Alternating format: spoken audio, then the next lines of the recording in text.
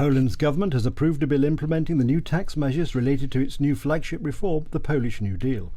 According to Prime Minister Mateusz Morawiecki, 18 million Poles would benefit from these measures, while for around 90% of Polish taxpayers, the changes will be either advantageous or neutral.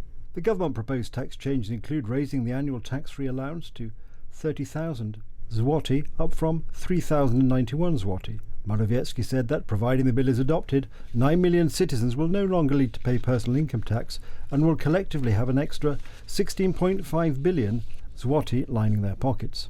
Under the draft amendment to the current tax laws, the 9% healthcare insurance contribution will no longer be tax deductible, which will raise the effective tax rate by the same percentage. In Morawiecki's opinion, such a solution is necessary for a gradual increase of the healthcare spending to 7% of GDP by 2027. The government also decided to impose a minimum tax on large, mainly international companies that pay little or no corporate income tax. The tax is to be paid from 0.4% of revenues plus 10% of selected spending, such as that on intangible assets and royalties. Morawiecki said that the government expects 2 billion zloty in annual receipts from the revenue tax on large corporations. He added that the measure is also aimed at improving the competitiveness of small businesses. Following the example of American and Austrian solutions, we are introducing equalising solutions that are also to protect Polish companies, which are usually smaller or medium-sized in a given industry, in the market battle, in comparison with these international giants, Morawiecki told reporters. Polish chemicals group Synthos and energy group ZE PAK have signed an investment agreement to explore the construction of 4 to 6 BWRX-300 small modular reactors at the site of the Pantnów coal-fired power plant in central Poland. Synthos, which has exclusive rights in the country for GE Hitachi Nuclear Energy's small nuclear reactors, will participate in the project both as an investor and the technology provider. ZPAK is owned by Zygmunt Solorz, one of the largest private investors in Poland, while Synthos is owned by Michał Sochowow. So I'll do that line again. ZPAK is owned by Zygmunt Solorz, one of the largest private investors in Poland, while Synthos is owned by Michał Sochowow, owner of the largest private industrial group in Central and Eastern Europe. Zygmunt Solorz stressed that Poland is the manufacturing hub of Europe, which requires emission-free and stable sources of energy. If we want to continue developing at a fast pace and become a more affluent society and attract further foreign investment to us, we must have access to attractively priced energy.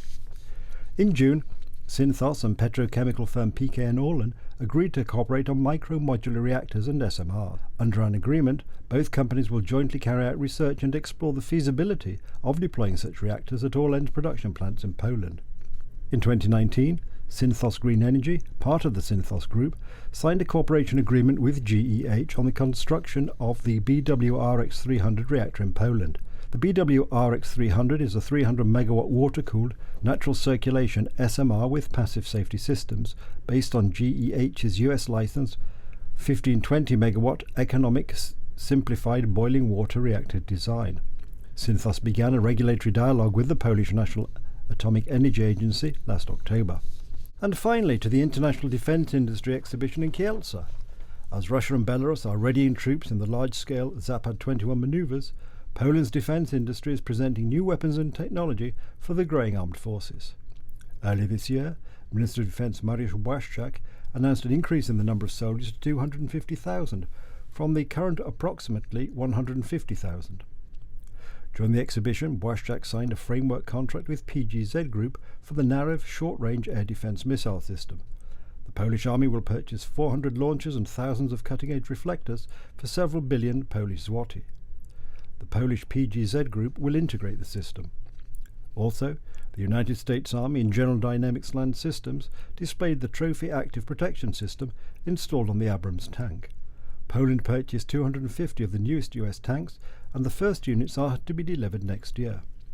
The Active Protection System, or APS, is designed to prevent line-of-sight guided anti-tank missiles from acquiring or destroying a target. It is a suite of responses that will increase the survivability of the platforms and of the personnel inside.